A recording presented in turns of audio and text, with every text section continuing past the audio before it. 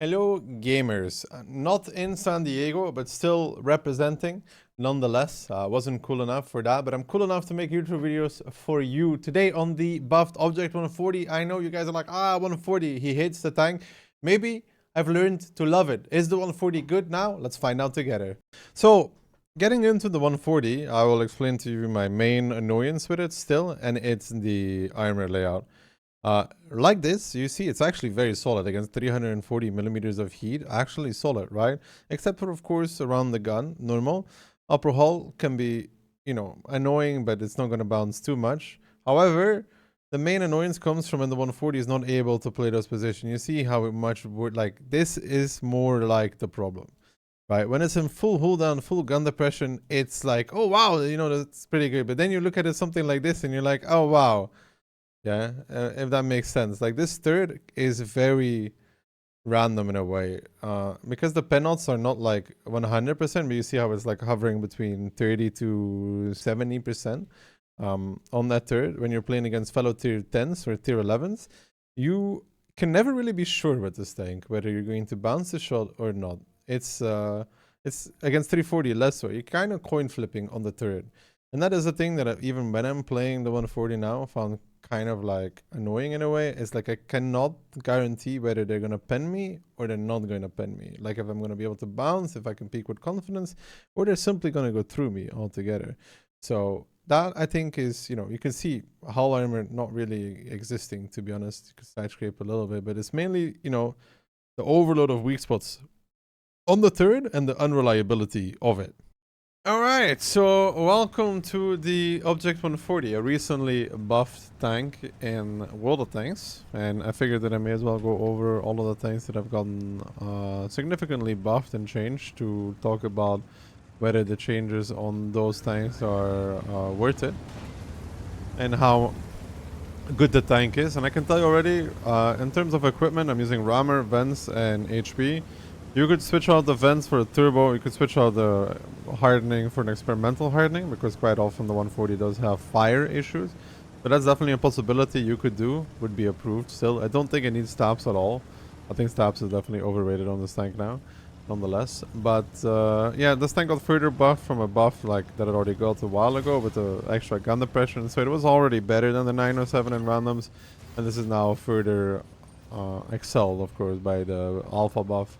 And a bunch of other stuff as well. And, I can tell you that I still have a love-hate relationship with this tank, to be honest. Like, sometimes I love it, sometimes I hate it. And I think that mainly comes down to what we saw in the armor profile layout. It's like, yeah, the tank can bounce something, but the turret is kind of unreliable still. Which means that whenever I was playing this, the peaks didn't feel like too confident, Like, I was speaking and sometimes I get pen through the turret, and sometimes I don't get pen through the turret. It's like, it wasn't very reliable, and that's why I think I got like a love-hate relationship with it. Of course, like buffed alpha from 320 to 340 is a nice increase, but it's still a pretty low alpha tank in the sea of high alpha, nonetheless. And on the Mannerheim line, I mean, I would always go play against the heavies, just quickly stunting on the enemy team, making the IS-7 miss me as well with telekinesis.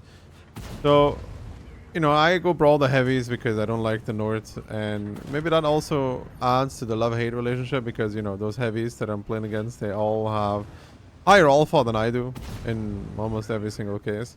But when it works out pretty well. And, of course the tank is still pretty nimble, getting on the side of a Type 5. It's just very aggressive this game, like I played it out very, very aggressive. Just kind of pushing through the south, killing some people, farming a Type 5 in the side. That was a bad shot altogether. Could have intuition. But yeah, love-hate relationship.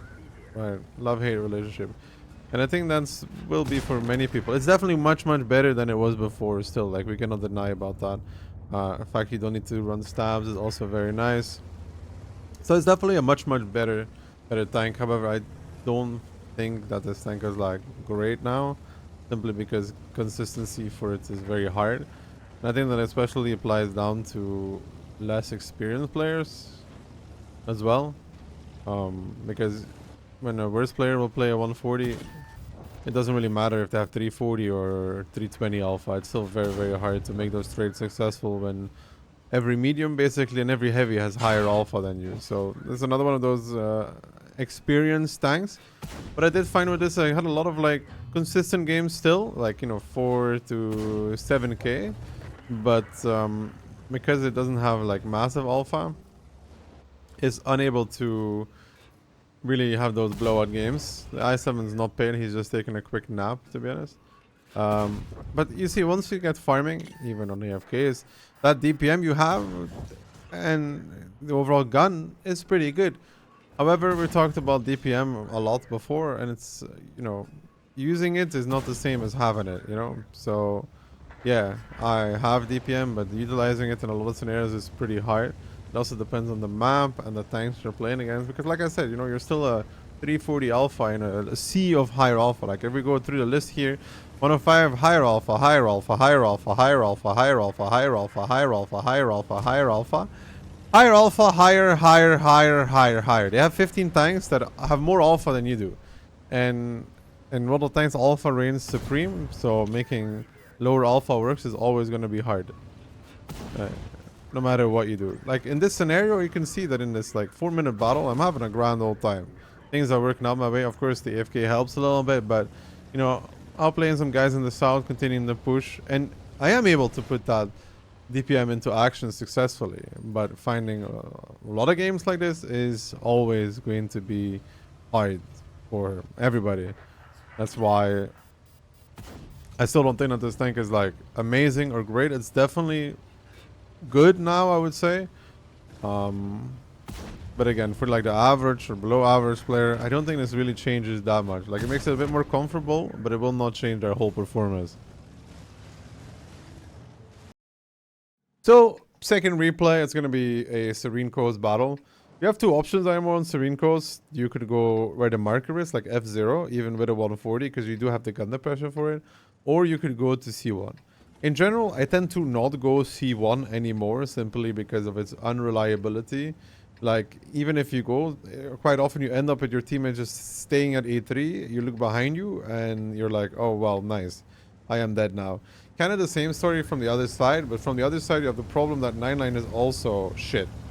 So, if you're playing from south and you're going C1, you can get overrun. If you're going to 9-0 line and there's somebody on F0, you also get shit on. Map is still much better to play from north than from south because of that. Because you do have the possibilities to kind of win either side. However, luckily enough, most teammates don't realize that C1 is like the golden opportunity to win the game, because the moment people stop challenging 9-0 line altogether and just go win C1 every game, you're going to be losing almost every game from south, because pushing the Bane is a hassle. Like pushing through 9 line takes a very long time and is very difficult. But, you know, I'm going to C1, and you can see that the tank actually has enough gun depression for that as well. To play this position, and, you know, the heat, of course, 330, 1,000 meters a second, which is basically as good as the Leopard 120 heat. And honestly, this gun is probably better than the Leopard 120 gun as well. The armor is better, and the tank might just be better than the Leopard 120 in general. But, you know, it might be. When I was playing this battle, I was even considering going 9-0 line simply because of these mouses. You know, when you see double mouse and attach and rata, you kind of want to put yourself in a position to farm them. And it's like, you want to go 9-0 line, but you can also end up in this scenario where those two mouses never go to 9-0 line, and then you don't have a good fight at all. So in my case, I'm pretty lucky that they're not going to C1. And you can see, yeah, no, like quick reload. And that's a downside of this gun though. You have APCR and heat, which means that you're always kind of loading like a more balanced composition, because the APCR has its usage and the heat has its usage. But on this tank as well, still, ammo count is not fantastic, to be honest. And we've said this before, that ammo count should never be a balancing factor. I really do not believe that ammo count is a balancing, or should be a balancing factor in any tank, unless every tank has the same amount of ammo, which you can't do, because, you know, there are different tanks have different alpha. So ammo count should never be a balancing factor. Like, I don't think it should matter if a user has 500 shells or 1,000 shells. Like the fact that some tier 10s and tier 11s have little shells and others have more shells they'll ever use doesn't make any sense whatsoever to anybody. Like, at all. At least I haven't heard enough logical reasons for it yet, though. But, you know, we push behind the mouses into the dip. pretty normal because you do get some side shots on the people that are playing the far back positions like they are. You also spot out the pattern, and it's honestly just very, very chill. You gotta be careful from not getting YOLO'd, but usually when you do end up getting YOLO'd, there's so many people behind you that they absolutely get destroyed for that. Can it be annoying? Yeah, of course. But you see here, I'm trying not to rely too much on the turret, and it does end up working, which also has to do with the fact that the mouses are shooting AP and APCR. You know, funny turret angles will mean that it's better against the APCR than heat. When you're playing against the heat gun, you know, it's less so. And of course, let's be real, the mouse gun kind of sucks these days. After playing, like, I think that my feeling, I used to think the mouse wasn't that bad, and then I played like Taschenrate and the new Type 5 and stuff, and now I feel like the mouse is horrendous. Because the gun feels so much worse than any of those tanks. So I'm not too afraid of playing it on turret. But you see, like, I'm kind of cracking open the enemy team in a 140. But I think the point to take away from a lot of these games is that it's not... Like, I could be doing the same in a whole bunch of different tanks, including medium tanks, and it would be more effective. I would be doing more. I would have to peak less.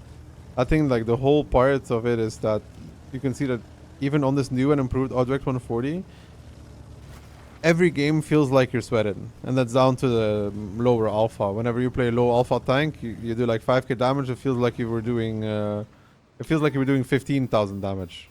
The amount of shot it requires you to get there, which also in return will lower your like max damage, because getting a really big game on a lower alpha tank is really hard, to be honest. If you compare, like, having a big damage game on a Type 5 is like easy peasy, because, well, you know, let's be real, you're 700 alpha, right?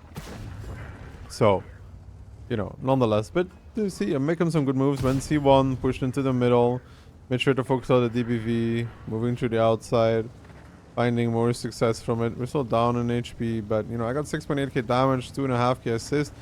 It's a very good 140 game, nonetheless. And on tanks like this, you know, like, I was really trying to get like a 10k, but for a 10k on a 140, the stars need to align. The higher the alpha, the easier it is to get like a 10k battle out, to be honest. And, you know, not just the lower alpha, still the tank itself is kind of squishy, which I don't think you can forget about. It's really easy, and you're going to have games in this tank where you just explode because of that lower alpha. To be honest, sadly, we end up capping, even though there's like a bunch of damage left. I'm not sure why we're capping. We're very much winning. But, you know, 7.7k damage, 2.5k assist with 4k left on the enemy team. It is sad. You know, it is sad.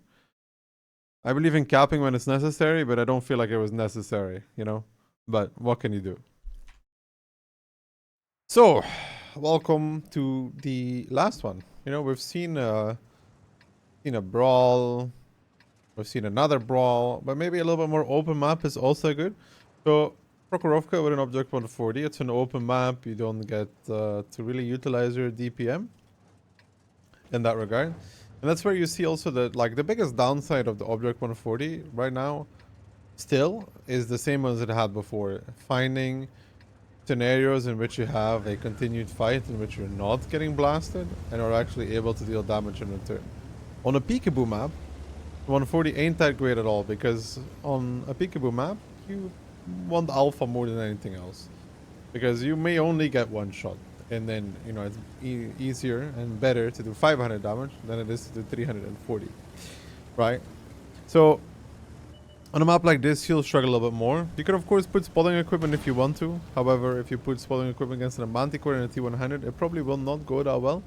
However, it's up to you, of course. So, aiming at the Manti won't get a shot. He gets it on fire. Find a shot against the 140, however. Nonetheless. So, you know, their Manticore managed to kill himself. That's impressive. To be honest, on this map, well, of course, we always destroy the house simply because we don't need to peek as high. You would say, but they get easier shots back. They don't actually. To shoot them, you need to go where the can opener is. If the building is still up. So, you know, you don't want to do that. The double actually hits from the can opener on this range. It's crazy. Like, it's definitely a 45%er. But you see, like, actually finding a scenario in which we can do consecutive shots, and yeah, that's still a 140 moment. Again, can be pretty random. We get very lucky, nonetheless, because, you know, we only take one shot where we could have taken 3. You're always on like a timer when making this peak on this map. Like, you can do it in the beginning, and then you already have to like think about them arriving on 0 line.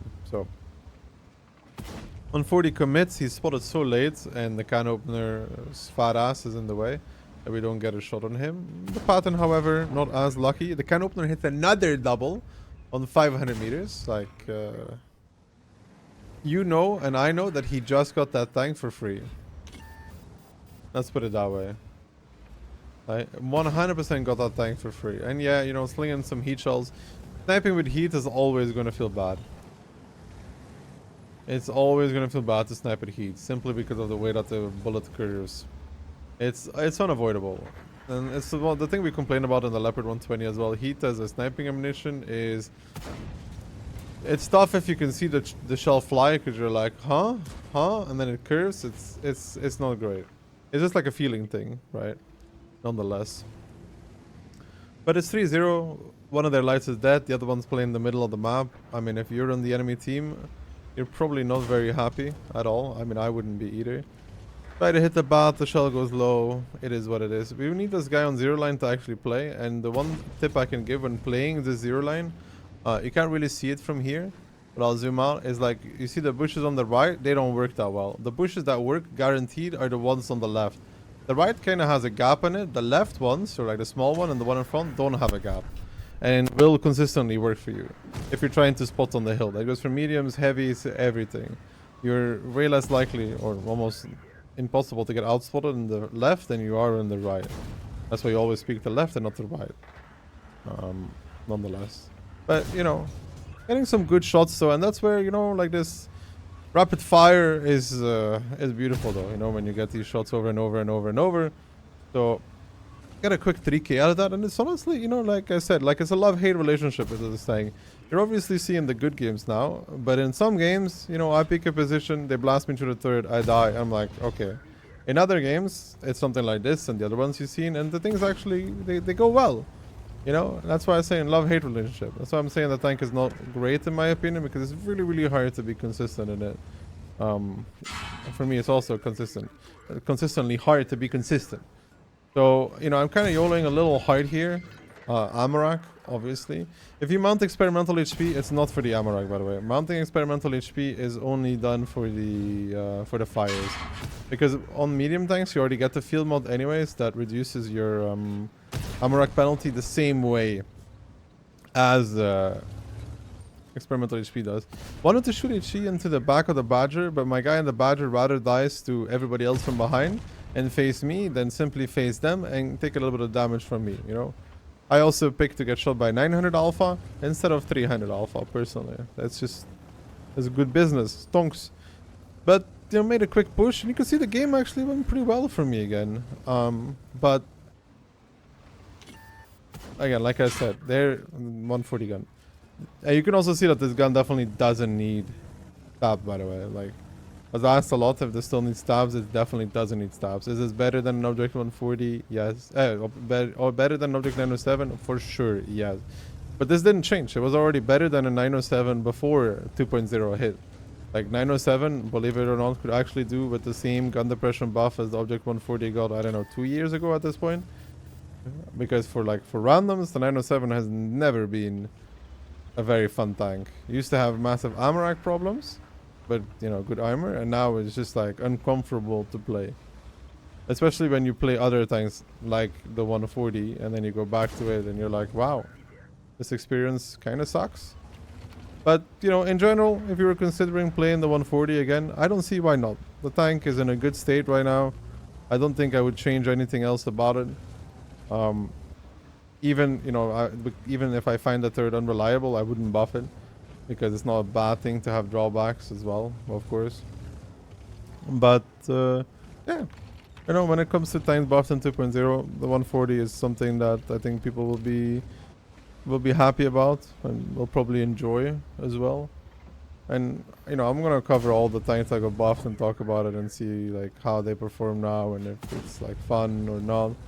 And I can honestly say I had a decent amount of fun battles with the 140, to be honest. I really did, which before the patch, I don't remember having any fun battles with the 140. So, you know, in that regard, it was definitely a solid improvement, right?